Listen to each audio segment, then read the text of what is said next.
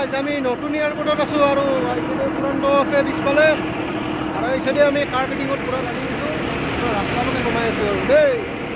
ট্ৰেইনৰ ৰাস্তা পূৰা উৰি যাব খুচ ভাল হ'বনে নাই ৰাস্তা মাখান এই বাকী মাখান ৰাস্তাৰ কাম চলি আছে বাকী আমিও লাগি আছোঁ এনেকৈ বস্তু এনেকৈ যায় আৰু প্লেন মাখান যাই নহৈছে পুৰা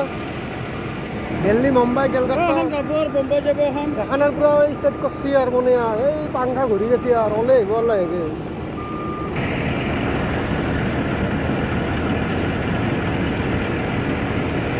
এই এখন আহি আছে বুলি ক'ব লাগে